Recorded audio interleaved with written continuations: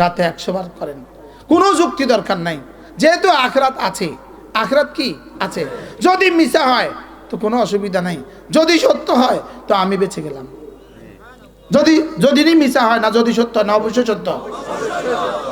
এটা ওদের জন্য বলছি, নাস্তিকদের জন্য বলছি।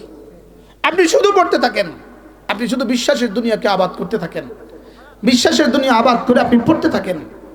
জিকিরের মধ্যে একটা জিহ্বা বানান বানান বানান, জিকিরের মধ্যে একটা জিহ্বা বানান, একটা জিহ্বা বানান, জিকিরে অভ্যস্ত একটা জিহ্বা বানান, জিকিরে অভ্যস্ত একটা জিহ্বা বানান। এটা রব দিয়েছেন জিকিরের জন্য। 2 ঠোঁট দিয়েছেন জিকিরের জন্য, 2 চোখ দিয়েছেন রব্বে করিমের ক্ষুদ্র দেখার জন্য। আলাম নাজআল লাহু আইনাইন, আমি কি তোকে 2টো চোখ দেই নাই? ওয়া লিসানান ওয়া শাফাতাইন, আমি কি তোকে একটা জিহ্বা আর 2টো ঠোঁট কি আমি দেই নাই? আমি দিয়েছি, আমি রব্বুল, আমি দিয়েছি। ওয়া হাদাইনাহুন নাজদাইন, তোকে আমি 2টো রাস্তা দেখিয়েছি। সুবহানাল্লাহ। 2 চোখ দিয়েছি, এটা যদি সত্য হয়, 2 ঠোঁট দিয়েছি, এটাও যদি কোরআনের বিবৃতি মতে সত্য হয়, একটা জিহ্বা দিয়েছি, এটাও যদি কোরআনের বিবৃতি মতে সত্য হয়, তাহলে ওয়াহাদাইনাহুন নাজদাইন, তোর সামনে 2টো রাস্তা আছে, একটা জান্নাতে পৌঁছিয়ে দিবে, একটা জাহান্নামে পৌঁছিয়ে দিবে, এই কথাটাও সত্য। কি ভাই?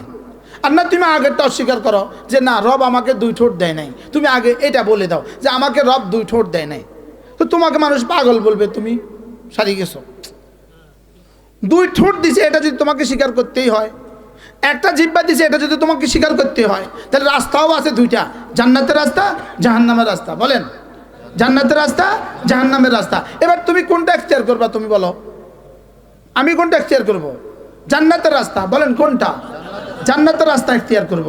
এই জন্য প্রত্যেক মুসলমান, রাত অনেক হয়ে গেছে, প্রত্যেকেই নিয়ত করেন যে ইনশাআল্লাহ আমি আমার সন্তানকে দিন শিখাবোই শিখাবো। জোয়ানরা বলেন, 20-এর নিচে 30-এর নিচে যারা আছেন আপনারা নিয়ত করেন, বলেন ইনশাআল্লাহ, বলেন সন্তানকে কি করব? বলেন দিন শিখাবো। বাংলাদেশকে ধ্বংসের জন্য ধ্বংস করেছে এক রাস্তায়, লেকিন বাংলাদেশকে ধ্বংসের জন্য এরা প্ল্যান বানিয়েছে ভিন্ন। বাংলাদেশের জন্য সশরীরে তারা সশস্ত্র বিপ্লব দিয়ে বাংলাদেশকে ধ্বংস করবে না। বাংলাদেশের মতো গরিব জাতিকে এরা ধ্বংস করবে না সশস্ত্র দিয়ে, অস্ত্র দিয়ে, সশস্ত্র বিপ্লব দিয়ে দেশকে ধ্বংস করবে না, অস্ত্র দিয়ে হামলা করে দেশকে তারা ধ্বংস করবে না। এদেশকে তারা তিলে তিলে ধ্বংস করবে শুধুই এদেশের শিক্ষা ব্যবস্থা দিয়ে। আর এই প্ল্যান চূড়ান্ত হয়ে গেছে, এই প্ল্যান চূড়ান্ত হয়ে গেছে।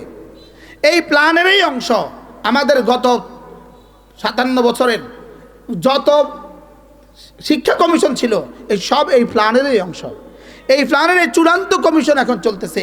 এই শিক্ষা ব্যবস্থা যদি চলতে থাকে, এই শিক্ষা ব্যবস্থা যদি চলতে থাকে, তাহলে এই জাতি আগামী 20-30 বছর পরে এই জাতিকে ধ্বংসের জন্য আর কেউ লাগবে না, জাতি নিজেরাই ধ্বংস হবে।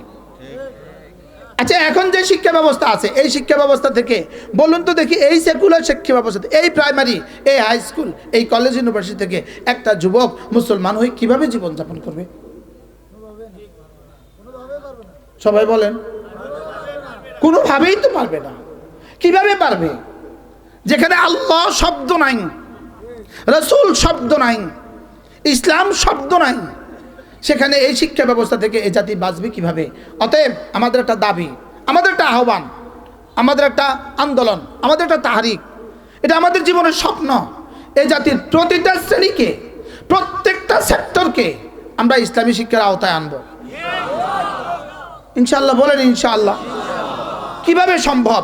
কিভাবে সম্ভব? প্রত্যেকটা মাদ্রাসার সাথে মুস্তাকিল ক্লাস হবে, মুস্তাকিল কামরা হবে, মুস্তাকিল শিক্ষক হবে, যে শিক্ষক প্রশিক্ষণ প্রাপ্ত হবে, 24 ঘন্টাও শিক্ষক থাকবে, 1জন 2জন 3জন থাকবে।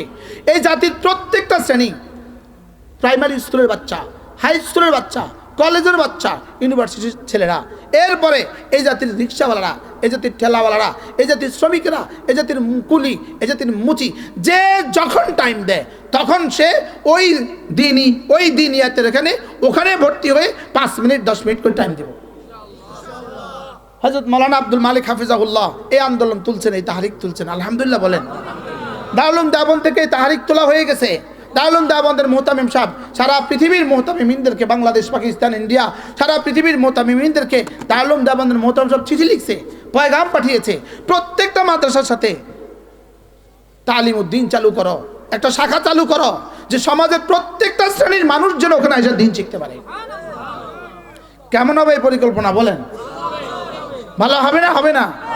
প্রত্যেকটা মাদ্রাসা, দারুল দেওবন্দের মোতামির লিখছেন, তোমার মাদ্রাসার 10% টাকা এই জন্য ব্যয় করো, আর না হয় অচিরেই তুমি মাদ্রাসাও থাকবে না, ছাত্রও থাকবে না। এই জন্য আমরাও নিয়ত করছি, আপনারাও নিয়ত করেন, ইনশাআল্লাহ ধীরে ধীরে আমরা এই শোভা চালু করে দিব। এই শোভা হবে প্রত্যেকটা মাদ্রাসায় শাখা হবে, তালিমউদ্দিন শাখা। কি শাখা বলেন? কেমন হবে হুজুর?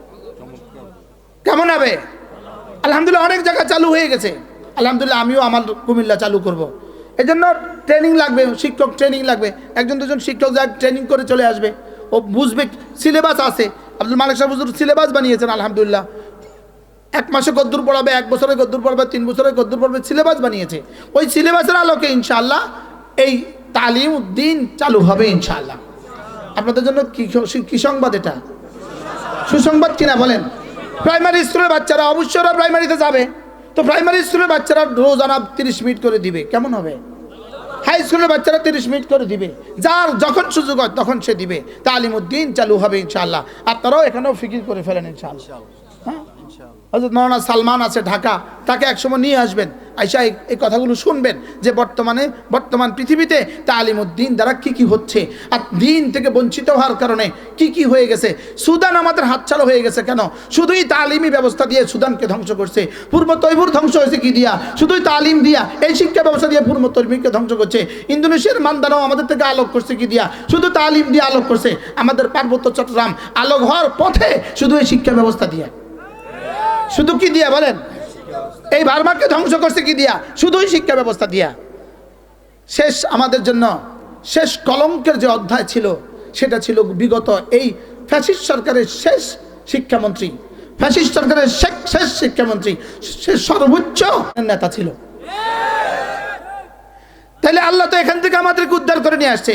আমরা এখন আমাদের বাচ্চাগুলোকে, আমাদের যুব সমাজকে, আমাদের এই সমাজকে বাঁচাবার চেষ্টা করবো ইনশাআল্লাহ। বলেন ইনশাআল্লাহ। আপনারা প্রত্যেকে নিয়ত করেন, আপনি 5 মিনিট, আপনি 5 মিনিট, আপনি 10 মিনিট, প্রত্যেকে নিয়ত করেন আমি রোজানা 10 মিনিট 20 মিনিট সময় বের করব দিন শেখার জন্য। বলেন ইনশাআল্লাহ, বলেন ইনশাআল্লাহ। আপনি আপনার মসজিদের ইমাম সাহেবকে ধরেন, হুজুর আমাকে দিন শিখান, হুজুর আমাকে দিন শিখান। না এ দেশও বাঁচবে না, মাদ্রাসাও বাঁচবে না, মসজিদও বাঁচবে না, এই ইসলাম এ দেশে বাঁচবে না। যেভাবে বার্মাতে ধাক্কা দিছে, আমাদেরকে ধাক্কা দেওয়ার কাছাকাছি চলে আসছে, ধাক্কা দেওয়ার কাছাকাছি চলে আসছে। অচল এক জনগোষ্ঠী, বেকার এক জনগোষ্ঠী, অশিক্ষিত এক জনগোষ্ঠী, বদ্দিন এক জনগোষ্ঠীকে ধাক্কা দিতে কতক্ষণ লাগবে? বাস্তব না বাস্তব বলেন না? বদ্দিন জনগোষ্ঠীকে ধাক্কা দিতে কতক্ষণ লাগবে? বেশিক্ষণ লাগবে না। বার্মাতে 20 বছর ধরে, গত 20 বছরের আগ থেকে 2000 সনের পর থেকে বার্মা কোনো মুসলিম বাচ্চাকে প্রাইমারি স্কুলেও পড়তে দেয় নাই। নাউজুবিল্লাহ বলবেন না? প্রাইমারি স্কুলেও পড়তে দেয় না। এভাবে অশিক্ষিত করে জাতি তুলছে। লেকিন আমাদের জন্য প্রাইমারি স্কুল বন্ধ করবে কে? যেটা আমরা মুসলিম, আমাদের জন্য প্রাইমারি স্কুল বন্ধ করার তো ব্যবস্থা নাই। এই জন্য করছে কি, আমাদের শিক্ষা ব্যবস্থা কি সুকৌশলে এতটা অচল করে দিয়েছে যে এরা পাস তো করবে ঠিক, লেকিন এরা শিক্ষা বলতে তার কোনো শব্দ থাকবে না। বাস্তব হয়েছে কিনা? হয়েছে না বলেন না? এই জন্য আমরা আমাদের বাচ্চাগুলোকে বাঁচাবো তো ইনশাআল্লাহ।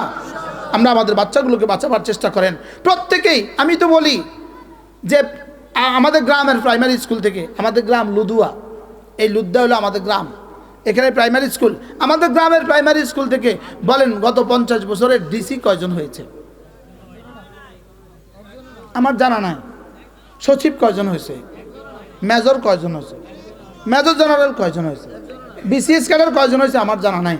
ডাক্তার কয়জন হয়েছে? আমার জানা নাই। তাইলে বোঝা গেছে এই প্রাইমারি স্কুলে পড়লেই সচিব হয় না, পড়লেই ডাক্তার হয় না, পড়লেই ইঞ্জিনিয়ার হয় না, পড়লেই প্রফেসর হয় না, পড়লেই বিসিএস ক্যাডার হয় না। তো হয়েছে কি, যার কিসমতে যা আছে তা হয়েছে। বাস্তব না বাস্তব? এবার আমার বাচ্চাকে যদি আমি 3 বছর দিন শিখাই দিই, নুরানিতে 3 বছর পড়ায় দিই, ওরে দিনের ফরজিয়াত যদি পড়ায় দেই, এরপরে যদি ফরাজ ওয়াজিবাত সুন্নাত যদি শিখিয়ে দেই, এরপরে সে পৃথিবীর যা ইচ্ছে তা করুক, আমার অসুবিধা কি? আমি কি আপনাকে বুঝাইতে পারছি না? মনে ভাইয়া বুঝেন নাই? আমি তো দেখছি গত 40 বছর এখান থেকে কেউ ডাক্তার হয় নাই। আমি তো দেখছি 40 বছর এখান থেকে অসংখ্য মানুষ ঠেলাওয়ালা হয়েছে, অসংখ্য মানুষ সিএনজিওয়ালা হয়েছে, অসংখ্য মানুষ অটোওয়ালা হয়েছে, অসংখ্য মানুষ ব্রিকফিল্ডের লেবার হয়েছে, অসংখ্য মানুষ ঝাড়ুদার হয়েছে, অসংখ্য মানুষ হয়েছে। তো যার কিসমতে যা আছে সে তাই হয়েছে। অতএব আমি দিন শিখাই দিব, যার কিসমতে যা আছে তাই হবে। কি বুঝলেন বলেন? না বলেন কি বুঝছেন কর। হ্যাঁ আচ্ছা, স্কুলে পড়ে রিক্সা চালায় কোনো অসুবিধা আছে? স্কুলে পড়ে ঠেলা চালায় কোনো অসুবিধা আছে? তো মাদ্রাসার দিন শিক্ষা যদি রিক্সা চালায় অসুবিধাটা কি হবে? তো রিক্সাওয়ালা যদি মুসলমান হয় তো কোনো অসুবিধা? স্কুলে পড়ে যদি ডাক্তার হয়, এরপরে যদি সে দিন না শিখে, এবার তার কি কি সুবিধা? ডাক্তার তো হয়ে গেল, লেকিন আমি তো দেখছি সব ডাক্তার হয় না। সব কি হয় না বলেন? সব ইঞ্জিনিয়ার কি হয় না, সব প্রফেসর কি হয় না। কার কে কি হয়েছে? যার কিসমতে কি আছে। তা আমাদের বাচ্চাগুলোকে যে আমি দিন শিখাই দেই, এরপরে যদি যার কিসমতে যা আছে তা হয়, আমার অসুবিধা কি? মনে হয় কিছুটা হল হয়েছে না। আবার কোন স্কুলে দিলেই ডাক্তার হয়, স্কুলে দিলেই প্রফেসর হয়, স্কুলে দিলেই বিসিএস ক্যাডার হয়। হ্যাঁ, তাহলে মাঝা দিলেই বিসিএস ক্যাডার হবে। তো ওখানে হয় না, এখানে অসুবিধা কি? ফাঁকে এখানে কি হয়েছে? এখানে তার সূরা ফাতিহা শুদ্ধ হয়েছে। এটা কমন কথা না? তো চলেন নিয়ত করি ইনশাআল্লাহ আমরা আমাদের প্রত্যেকের সন্তানদেরকে দিন শিখাবো। আমি যে রাত্রে ওয়াজ করতে বসছি, এই রাত্রে ওয়াজের সময় নাও। আপনারা ঝুঁকতেছেন, ক্লান্ত শ্রান্ত, আর আমার তো ক্লান্তি নেই, আমরা তো রবট। কি? হ্যাঁ, না বক্তারা কোনো মানুষ না, প্রত্যেক তাইলে সবাই ক্লান্ত। ইনশাল্লাহ আবার যদি কখনো সুযোগ হয় কথা হবে। আজ আমিন। সকলে নিয়ত করেন আমি আমার সন্তানকে দিন শিখাবো, এই নিয়ত করে উঠতেছি। আচ্ছা, এই মাদ্রাসাগুলো যদি আমাদের সমাজে না হইতো, বলেন এই সমাজের অবস্থাটা কি দাঁড়াইতো একটু? হ্যাঁ, এই দাওয়াতে তাবলীগ না হইতো, এই মসজিদ না হইতো, এই বয়ান না হইতো, এই সমাজের কি অবস্থা দাঁড়াইতো? এই জন্য এই মাদ্রাসাগুলো দরকার আছে না নাই বলেন? এই মাদ্রাসা তিল তিল করে আপনারা ঘষছেন। এই মাদ্রাসা আলহামদুলিল্লাহ মসজিদের পাশে আরেকটু জায়গা কিনতেছে না? কতদূর কিনা হয়েছে? 6 শতক।